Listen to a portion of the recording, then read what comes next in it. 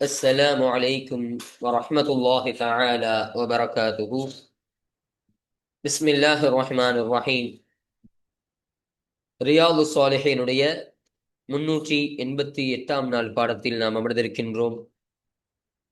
இந்த பாடத்தில் பாபு ஹக்ஃபி சுல்தானி வல் காதி வகைரிஹிமா மின் உலாத்தில் உமூரி அலத்திஹாதி வசீரி சாலிஹின் வதஹதீரிஹிம் மின் கொரோனா இஸ்ஸூஇ வல் கபூலி மின்ஹும் என்ற தலைப்பின் கிளமையக்கூடிய வரக்கூடிய ஹதீத்துகளை பற்றி நாம் பேசிக் கொண்டிருக்கின்றோம். அல்ஹம்துலில்லாஹ், நம்முடைய ஜாமியா ரகீப் எஜுகேஷனல் ட்ரஸ்டின் மூலமாக பல தீன் சம்பந்தப்பட்ட சேவைகளையும் பல துன்யா சம்பந்தப்பட்ட சேவைகளையும் நாம் செய்து கொண்டிருக்கின்றோம். இந்த சேவைகள் எவ்வித தொய்வின்றி தொடர்ந்து நடைபெறுவதற்காக நீங்கள் துஆ செய்யுங்கள், இன்னும் ஆதரவு தாருங்கள். நன்மையில் ஒன்று சேருவோம், முந்திக் கொள்வோம். உங்களுடைய நன்கொடைகளை எங்களுக்கு நீங்கள் வழங்க விரும்பினால் எங்களுடைய பேங்க் அக்கவுண்ட் டீட்டெயில்ஸ், வங்கி முகவரிகள் இங்கு கொடுக்கப்பட்டிருக்கின்றது. இது அல்லாமல் இங்கு QR ஸ்கேனும் கொடுக்கப்பட்டிருக்கின்றது. இதன் மூலமாக நீங்கள் ஸ்கேன் செய்தும் உங்களுடைய நன்கொடைகளை எங்களுக்கு நீங்கள் தாராளமாக வழங்கலாம். அல்லாஹு தஆலா உங்கள் வாழ்நாளை மென்மேலும் பரக்கத்தானதாகவும் செழிப்பானதாகவும் ஆக்கி வைப்பானாக. ஆமீன் ஆமீன் யா ரப்பல் ஆலமீன். இப்பொழுது இந்த ரியாது ஸாலிஹீனுடைய 388ஆம் நாள் பாடத்தில் நாம் பார்க்கக்கூடிய தலைப்பு, நல்ல அமைச்சர்தான் ஒரு அதிகாரிக்கு அல்லாஹ் வழங்கும் நன்மை, இன்னும் அதிகாரத்தை கேட்பவருக்கு அதை வழங்கக்கூடாது என்ற தலைப்பின் கீழ் அமையக்கூடிய பாடமாக இந்த பாடம் அமைகின்றது. அப்ப இந்த பாடத்துல 2 விஷயங்களை பற்றி பேசுறாங்க.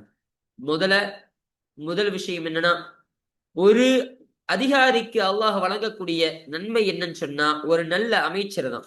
இப்போ ஒரு நல்ல அமைச்சரை அல்லாஹ் ஒரு அதிகாரிக்கு வழங்கிட்டான்னு சொன்னா அந்த அதிகாரிக்கு அல்லாஹ் நன்மையை செய்ய விரும்புகிறான் என்று அர்த்தம் என்பதை பற்றி பேசக்கூடிய பாடமாக இந்த பாடம் அமையும். 2வது விஷயம், ஒரு அதிகாரத்தை ஒருவர் கேட்கிறார், ஒருவர் ஆசை கொள்கிறார் என்று சொன்னால் அந்த ஆசை கொண்டவருக்கு, அந்த கேட்கக்கூடியவருக்கு அந்த அதிகாரத்தை வழங்கக்கூடாது.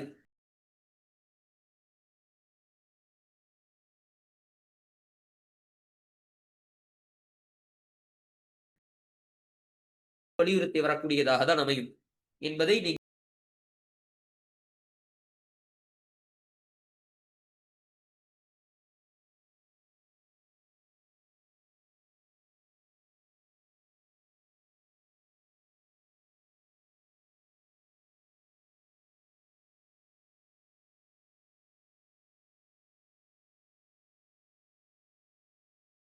சொல்றாங்க. இந்த ஹதீஸில் சொல்லப்படக்கூடிய செய்தி என்னன்னு சொன்னா, ஸல்லல்லாஹு அலைஹி வஸல்லம் அவர்கள் சொல்கிறார்களாம், ஆயிஷா ரலியல்லாஹு அன்ஹா அறிவிக்கக்கூடிய ஹதீஸ், ஸல்லல்லாஹு அலைஹி வஸல்லம் சொல்றாங்க, ஒரு அதிகாரிக்கு அல்லாஹ் நன்மை செய்ய நாடி விட்டான் என்று சொன்னால் அந்த அதிகாரிக்கு ஒரு நல்ல அமைச்சரை அல்லாஹ் அமைத்து தரக்கூடியவனாக இருக்கிறான். ஒரு நல்ல அமைச்சரை அல்லாஹ் அவருக்கு கொடுப்பான். அந்த அரசர், அந்த அதிகாரி ஏதாவது ஒரு விஷயத்தை மறந்து விட்டால் அதை ஞாபகப்படுத்தக்கூடியவராக இருப்பார் அந்த அமைச்சர். இன்னும் அந்த அதிகாரி ஏதாவது ஒரு காரியத்தை செய்யக்கூடியவராக, சொல்லக்கூடியவராக இருந்தால் அந்த சொல்லக்கூடிய அந்த காரியத்தில் உதவி செய்யக்கூடியவராகவும் அந்த அமைச்சர் இருப்பார். அத்தகைய ஒரு அமைச்சரை அல்லாஹ் ஒரு அதிகாரிக்கு அமைத்து தருகிறான் என்று ஸல்லல்லாஹு அலைஹி வஸல்லம். அதுவே ஒரு அதிகாரிக்கு அல்லாஹ் நன்மை செய்ய விரும்பாம தீமை செய்ய நாடிவிட்டான் என்று சொன்னால் அவனுக்கு ஒரு தீய அதிகாரி, அமைச்சரை அல்லாஹ் ஆக்கிவிடக்கூடியவனாக இருப்பான். அந்த அமைச்சர் எப்படி இருப்பாரு? இதற்கு முந்தி சொல்லப்பட்ட அந்த அமைச்சருக்கு அப்படியே ஆப்போசிட்டாக, அப்படி எதிர்மறையாக இருக்கக்கூடியவராக இருப்பார். அப்போ இந்த அரசர், இந்த அதிகாரி ஒரு விஷயத்தை மறந்துட்டா இவர் எதுவுமே ஞாபகப்படுத்த மாட்டாரு. சரி, அவர் மறந்தவராகவே இருக்கட்டும் அப்படின்னு அவர் அசால்ட்டாக, அப்படி பொடுபோக்காக இருக்கக்கூடியவராக இருப்பார். இன்னும் அரசர் ஒரு காரியத்தை சொல்கிறார், அதிகாரி ஒரு காரியத்தை சொல்கிறார் என்று சொன்னால் அந்த காரியத்தில் இந்த அமைச்சர் எந்த ஒரு உதவியும் செய்ய மாட்டார் அவருக்கு. அப்ப அத்தகைய ஒரு அமைச்சரை அல்லாஹ் அவருக்கு வழங்கிவிடக்கூடியவனாக இருக்கிறான் என்று ஸல்லல்லாஹு அலைஹி வஸல்லம் அவர்கள் சொல்லித் தரக்கூடிய ஹதீஸாக இந்த ஹதீஸ் என்பது அமையக்கூடியதாக இருக்கு. அப்போ இதுதான் இந்த ஹதீஸில் சொல்லப்படக்கூடிய ஒரு கருத்து சுருக்கம். இப்போ இந்த ஹதீஸிற்கான தர்ஜுமாவை நம்ம பார்ப்போம் வாங்க. பாருங்க, வான் ஆயிஷத ரலியல்லாஹு அன்ஹா செய்தத்னா ஆயிஷா ரதியுல்லாஹு அன்ஹா அவர்களை தொட்டு அறிவிக்கப்படக்கூடிய ஹதீஸாக இந்த ஹதீஸ் என்பது அமைகின்றது. பாலத் அந்த ஆயிஷா ரதியுல்லாஹு அன்ஹா அவர்கள் சொன்னார்கள், பால ரசூலுல்லாஹி ஸல்லல்லாஹு அலைஹி வஸல்லம், அல்லாஹ்வுடைய தூதர் ஸல்லல்லாஹு அலைஹி வஸல்லம் அவர்கள் சொன்னதாக ஆயிஷா ரதியுல்லாஹு அன்ஹா அவர்கள் சொன்னார்கள், இதா அராதல்லாஹு பில் அமீரி கைரன், ஒரு அதிகாரிக்கு ஒரு தலைவருக்கு ஒரு தலைவரை கொண்டு அல்லாஹ் நாடிவிட்டான் என்றால், எதை கைரை நன்மையை அல்லாஹ் நாடிவிட்டான் என்றால், அப்போ ஒரு அதிகாரிக்கு அல்லாஹ் நன்மை செய்ய வேண்டும் என்று நாடிட்டான்னு சொன்னான். அப்ப இந்த இடத்துல கைருன்னு சொன்னா பொதுவான எல்லா நன்மையும் சேரக்கூடியதாக இருக்கும். அப்போ இந்த உலகத்தில் இருக்கக்கூடிய இந்த உலக விஷயமாக இருந்தாலும் சரி, மறு உலக விஷயமாக இருந்தாலும் சரி, எது ஒரு மனிதனுக்கு கயிறாக நலவானதாக அமையுமோ அந்த எல்லா நலவுகளும் அமையக்கூடியதாக இருக்கும் இந்த கயிறல. அப்ப அப்படிப்பட்ட ஒரு நலனை ஒரு நன்மையை அல்லாஹ் ஒரு அதிகாரிக்கு ஒரு தலைவருக்கு வழங்கணும் அப்படின்னு நாடிட்டான்னு சொன்னான். அப்ப இந்த இடத்துல கயிறனுக்கு சில அறிஞர்கள் சொல்லும் பொழுது, சில உலமா பெருமக்கள் சொல்லும் பொழுது சுவனம் என்பதாகவும் சொல்கிறார்கள். அப்ப யாரு எந்த அதிகாரிக்கு அல்லாஹ் சுவனத்தை வழங்க நாடு விட்டான் என்று சொன்னால், ஜஅலலஹு அவனுக்கு அல்லாஹு தஆலா ஆக்கி விடுவான் வஸீர சிதகின், ஒரு உண்மையான ஒரு அமைச்சரை அல்லாஹ் ஆக்கி விடுகிறான். அப்ப உண்மையான அமைச்சர்னா ஒரு நீதமான அமைச்சர், உண்மையை பேசக்கூடிய அமைச்சர், மக்களுக்கு எது நல்ல உபதேசங்களோ, மக்களுக்கு எது நன்மையை வழங்கக்கூடியதாக இருக்குமோ, ஒரு அரசருக்கு எது நலவானதாக இருக்குமோ அதை வழங்கக்கூடிய ஒரு நீதமான அரசர், ஒரு நீதமான அமைச்சர். அத்தகைய ஒரு அமைச்சரை அல்லாஹ் அவருக்கு அந்த அதிகாரிக்கு ஆக்கிவிடக்கூடியவனாக இருப்பான். இன்னும் சொல்றாங்க பாருங்க, எத்தகைய அமைச்சர், நசிய அந்த அரசராகிறவர் அதிகாரியாகிறவர் மறந்துவிட்டால் அந்த அமைச்சராகிறவர் அந்த அரசருக்கு ஞாபகமூட்டக்கூடியவராக இருப்பார், நினைவுமூட்டக்கூடியவராக இருப்பார். இப்ப எந்த விஷயத்துல மறந்துட்டா, ஒரு ஷரியாத்து விஷயமாக இருந்தாலும் சரி, ஒரு அநீதி இழைக்கப்பட்டவருடைய விஷயமாக இருந்தாலும் சரி, ஒரு மக்களுடைய நலன் விஷயமாக இருந்தாலும் சரி. இப்போ ஷரியத்தான விஷயம்னா ஒரு சட்ட ரீதியான விஷயம். அந்த ஒரு சட்டம் வருது, அந்த சட்டத்திற்கு என்ன நீதி வழங்கணும், அதாவது அந்த சட்டத்திற்கு என்ன தீர்ப்பு வழங்கணும் ஒரு அரசருக்கு தெரியல, மறந்துருச்சுன்னு சொன்னா, இப்ப எல்லாரும் மனுஷங்க தானே. அப்போ மனிதர்கள் எல்லாருமே மறக்கக்கூடியவர்கள். அப்ப அந்த அரசர்கள் மறந்துருச்சுன்னு சொன்னா அந்த அமைச்சர் வந்து எடுத்து கொடுப்பார், அரசரே அதிகாரியே இதுதான் இந்த சட்டத்திற்கான சட்டம், இதுதான் இந்த சட்டத்திற்கான தண்டனை இதுதான் அப்படின்னு அந்த ஷரியாத் சட்டங்களை நினைவுமூட்டக்கூடியவராகவும் இருப்பார். இன்னும் ஒரு அநீதம் இழைக்கப்பட்ட ஒருவர் வராரு.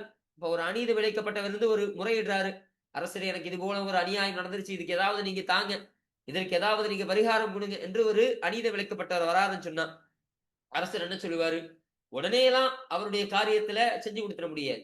அவருக்கு என்ன பிரச்சனை, அவர் உண்மையாகவே அநீதம் இழைக்கப்பட்டவர் தானா அப்படின்னு விசாரிக்கக்கூடிய கொஞ்சம் கால அவகாசம் வேணும். அப்படி அந்த விசாரிக்கக்கூடிய கால அவகாசத்துல அந்த அநீதம் இழைக்கப்பட்டவரை ஒரு அரசர் மறந்துடுறாருன்னு சொன்னா, அவருடைய உரிமைகளை மறந்துறாருன்னு சொன்னா, அதை ஒரு அமைச்சர் ஞாபகப்படுத்தக்கூடியவராக இருப்பார். அரசரே கொஞ்ச நாள் முன்னாடி இப்படி ஒரு அநீதம் இழைக்கப்பட்ட ஒருத்தர் வந்தாரு, அவருக்கு நீங்க இன்னும் தீர்ப்பு கொடுக்கல அப்படின்னு அதை நினைவு மூட்டக்கூடியவராகவும் அவர் இருப்பார் என்று சொல்லித் தருகிறார்கள். இதுபோல மக்களுடைய நலவு விஷயங்கள் என்னெல்லாம் இருக்குதோ அதை எல்லாருமே அரசரை மறந்துவிட்டால் அதை நினைவு மூட்டி அந்த அரசரை செய்ய வைக்கக்கூடியவராக இருப்பார். அப்போ ஒரு அரசர் அவர் அந்த நலவுகளை செய்து கொடுப்பதற்கு இந்த அமைச்சரே ஒரு காரணமாக அமையக்கூடியவராக இருப்பார் என்பதை ஸல்லல்லாஹு அலைஹி வஸல்லம் அவர்கள் சொல்லித் தருகிறார்கள். இன்னும் சொல்றாங்க, இன்னும் ஒரு விஷயத்தை அந்த அரசர் கூறினால், ஒரு அரசர் அதை எடுத்து கூறினால் ஆனஹு அந்த அரசருக்கு உதவி செய்யக்கூடியவராகவும் அந்த அமைச்சர் இருப்பாராம். அப்போ எப்படி ஒரு அரசர் வந்து ஒரு விஷயத்த சொல்றாரு, ஒரு அதிகாரிக்கு ஒரு அமைச்சருக்கு ஒரு விஷயத்த சொல்றாருன்னு சொன்னா, இப்படி ஒரு காரியம் செய்ய வேண்டியது இருக்குப்பா, இதை செய்யணும்ப்பா அப்படின்னு சொன்னா அந்த அமைச்சர் இறங்கி அந்த அரசருக்காக வேண்டி அந்த அதிகாரிக்காக வேண்டி உதவி செய்யக்கூடியவராக இருப்பார். அத்தகைய ஒரு அமைச்சரை அல்லாஹ் அவருக்கு ஆக்கிவிடக்கூடியவனாக இருப்பான் என்பதை ஸல்லல்லாஹு அலைஹி வஸல்லம் சொன்னாங்க. அதுவே சொல்றாங்க பாருங்க, வைதா அராத பிஹி கைர தாலிக்க அந்த நன்மை அல்லாததை அந்த அரசருக்கு அந்த அரசரை கொண்டு அல்லாஹ் நாடிவிட்டான் என்றால், இப்ப நன்மை அல்லாததுன்னா தீமையின்னு வைத்துக் கொள்ளலாம். ஒரு தீமையை செய்ய வேண்டும், ஒரு நலமான காரியத்தை செய்யாம வேற ஏதாவது ஒரு காரியத்தை ஒரு அரசனுக்கு அல்லாஹ் செய்ய நாடிவிட்டான் என்றால், ஜஅலலஹு அந்த அரசருக்கு ஆக்கி விடுவான் வஸீர சூஇன் ஒரு கெட்டதாக இருக்கக்கூடிய ஒரு அமைச்சரை அல்லாஹ் ஆக்கிவிடக்கூடியவனாக இருப்பான். இன்னும் அவர் எத்தகையவரா இருப்பார், இந்நசிய அந்த அரசர் ஏதேனும் மறந்து விட்டால் லம் யுதக்கிருஹு அந்த அரசருக்கு அந்த அமைச்சர் நினைவு மூட்ட மாட்டார். அப்போ அதை நினைவு மூட்டணுமா இல்லையா, ஒரு அரசர் மறந்துட்டா இவருக்கு அது ஞாபகம் இருக்குதான், ஆனாலும் அந்த அரசரை மறக்கட்டும், அந்த அதிகாரி மறக்கட்டும் அப்படின்னு அந்த அமைச்சர் விடக்கூடியவராக இருப்பார். அது மட்டும் கிடையாது, இன்னும் அந்த அரசர் ஒரு விஷயத்தை எடுத்து கூறினால் லம் யுஇன்ஹு, அதற்கு அந்த அரசருக்கு அந்த அமைச்சர் உதவாதவராகவும் இருப்பார். எந்த ஒரு உதவியும் செய்யவும் மாட்டார், ஒத்துழைக்கவும் மாட்டார். அப்படிப்பட்ட ஒரு கெட்ட ஒரு அமைச்சரை அல்லாஹ் ஆக்கி வைக்கக்கூடியவனாக இருக்கிறான். இப்ப சிம்பிளா சொல்ல போனா, ஒரு அரசருக்கு அல்லாஹ் நன்மையை செய்யணும்னு நாடிட்டானா, அவன் நல்ல அதிகாரியை குடுப்பான். ஒரு அரசருக்கு தீமையை செய்யணும்னு அல்லாஹ் நாடிட்டானா, ஒரு கெட்ட அமைச்சரை தரக்கூடியவனாக இருக்கிறான் என்பதை இதன் மூலமாக ஸல்லல்லாஹு அலைஹி வஸல்லம் அவர்கள் நமக்கு சொல்லித் தருகிறார்கள். பாருங்க, ரவாஹு அபூ தாவூத், இந்த ஹதீஸினை இமாம் அபூ தாவூத் ரஹ்மத்துல்லாஹி அலைஹி அன்னவர்கள் அறிவித்தார்கள்.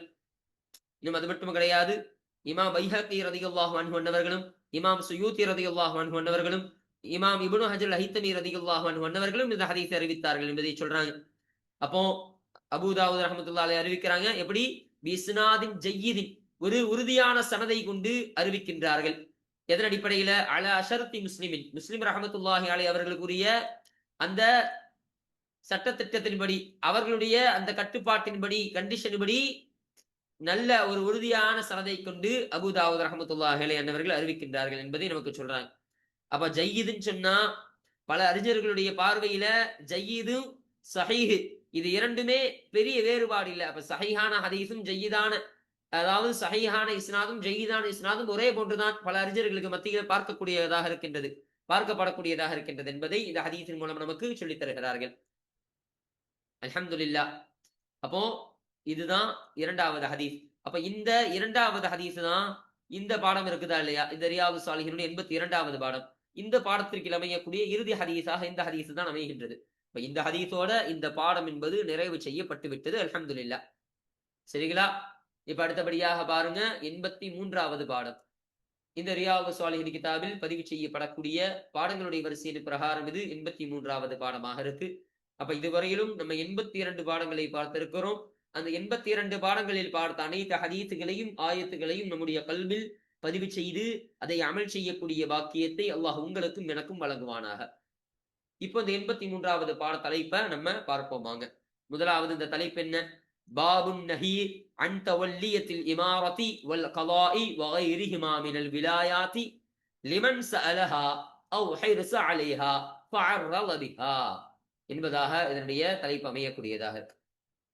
அப்போ இதனுடைய தர்ஜிமாக்களையும் விளக்கங்களையும் நம்ம முழுவதுமாக பார்ப்போம் வாங்க.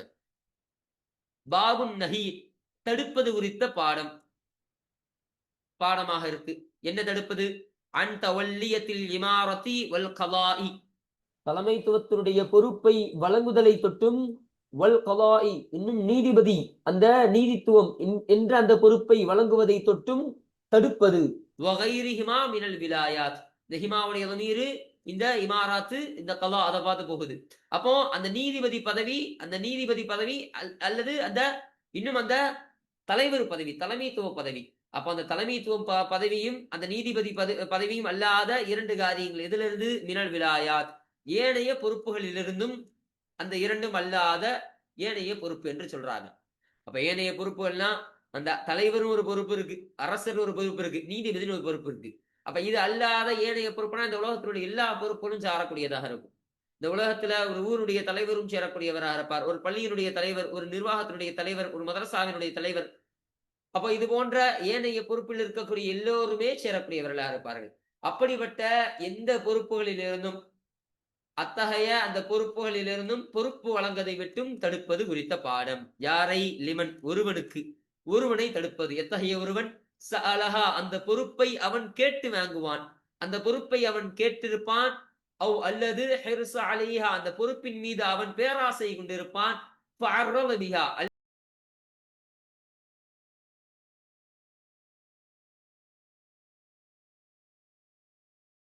இருப்பானே, அத்தகைய அந்த பாடமா.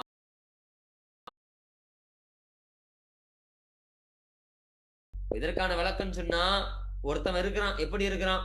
அவன் ஒரு பதவி,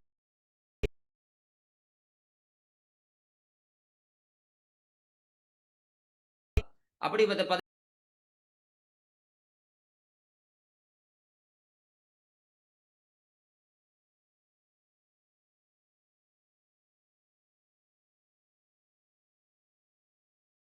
எண்ணம் கிடையாது அவனுக்கு. இப்படி இந்த பதவியை நம்ம வாங்கிட்டோம்னு சொன்னா இதன் மூலமாக வரக்கூடிய அந்த தொகைகள், இதன் மூலமா வரக்கூடிய சம்பளம் நமக்கு நிறைய இருக்கும். இதன் மூலமாக பல மரியாதைகள் கிடைக்கக்கூடியதா இருக்கும். இதன் மூலமா பல பலாபலன்கள் இருக்கும். அதுபோ இது போன்ற பலனுக்காக வேண்டி, உலக பலனுக்காக வேண்டி யார் ஒருவன் அந்த பதவியை கேட்பானோ, அப்போ அவன் ஆசை கொள்ளக்கூடியவனாகவும் இருப்பான். அந்த பதவியின் மீது ஆசை கொள்வான், மோகம் கொள்வான். இந்த பதவிக்காக வேண்டி யாரை வேணா அந்த காலத்துல பாக்குறோமா இல்லையா? ஒரு பதவி கிடைக்கணும்னு சொன்னா யாரை வேணா கொலை செய்யக்கூடிய ஒரு சூழலுக்கு கூட மனிதர்கள் இறங்குகிறார்கள். அப்ப அது போன்ற எல்லா விஷயமும் சேரும். இன்னும் பிஹான்னு சொன்னா நேரடியாக காட்டாமல் மறைமுகமாக அந்த பதவியை கேட்பது. மறைமுகமா கேட்பான், நேரடியா வந்து கேட்டுக்க மாட்டான்.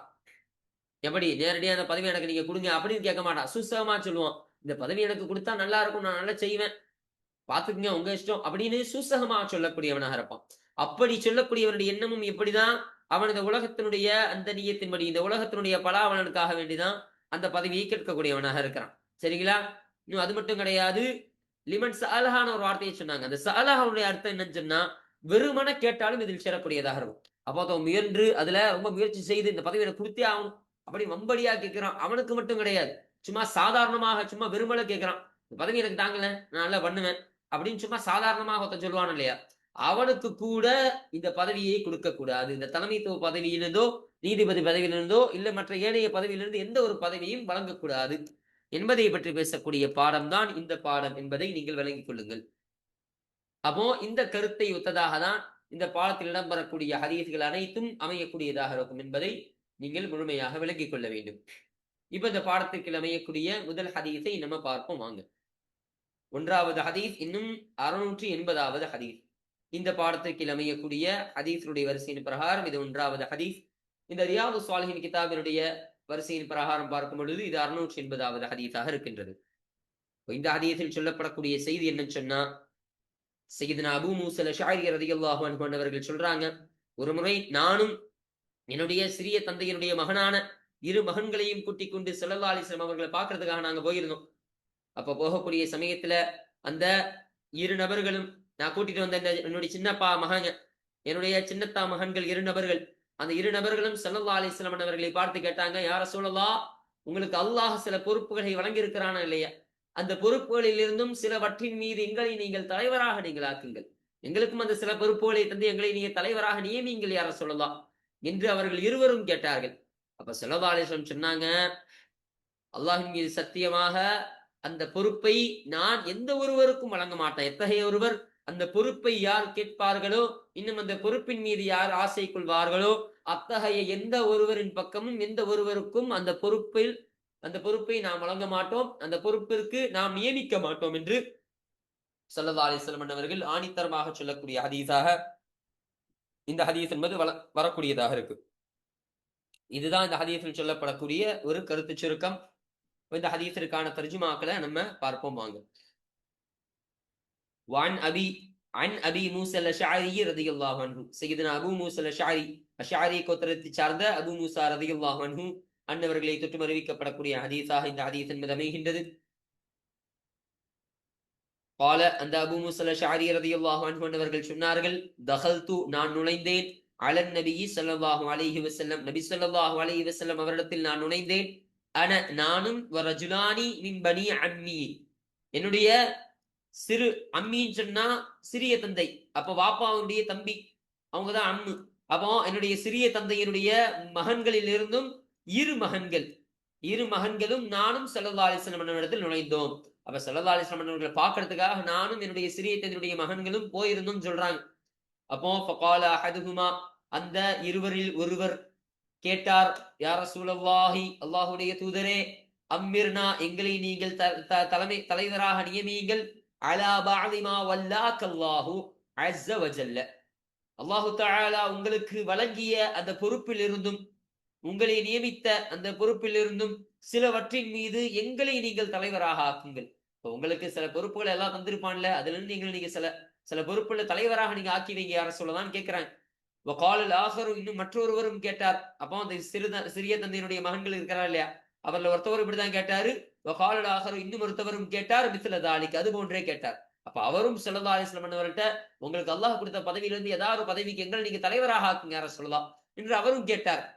கேட்ட உடனே ஃபகால, அப்பொழுது ஸல்லல்லாஹு அலைஹி வஸல்லம் அவர்கள் சொன்னார்கள், இன்னா நிச்சயமாக நாம், வல்லாஹி அல்லாஹ்வின் மீது சத்தியமாக, லா நுவல்லி ஹாதல் அமல அஹதன், இந்த பொறுப்பிற்கு நாம் நியமிக்க மாட்டோம், அஹதன் ஒருவரையும் நியமிக்க மாட்டோம், சஅலஹு அந்த பொறுப்பை கேட்பாரே அத்தகைய எந்த ஒருவருக்கும் இந்த பொறுப்பை நாம் நியமிக்க மாட்டோம், அவ் அல்லது அஹதன் இன்னும் ஒருவரையும் நியமிக்க மாட்டோம், ஹரஸ அலைஹி அந்த பொறுப்பின் மீது அவர் பேராசை கொள்வாரே அத்தகைய எந்த ஒருவருக்கும் அந்த பொறுப்பை நாம் நியமிக்க மாட்டோம் என்று ஸல்லல்லாஹு அலைஹி வஸல்லம்.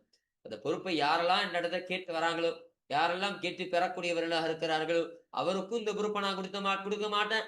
இன்னும் உலக ஆசைகளுக்காக வேண்டி பேராசை கொண்டு இந்த பொறுப்பை யார் அடைய நினைக்கின்றார்களோ, அவர்களுக்கும் இந்த பொறுப்பை நான் கொடுக்க மாட்டேன் என்று ஸல்லல்லாஹு அலைஹி வஸல்லம் அவர்கள் இந்த ஹதீஸின் மூலம் நமக்கு சொல்லித் தரக்கூடியவர்களாக இருக்கிறார்கள். பாருங்க, முத்தஃபகுன் அலைஹி இந்த ஹதீஸானது புகாரி முஸ்லிம் ரஹ்மத்துல்லாஹி அலைஹிமா அவர்கள் இருவரும் இத்திஃபாக் செய்து சேர்ந்தறிவித்த ஹதீஸாக இந்த ஹதீஸ் என்பது அமையக்கூடியதாக இருக்கின்றது.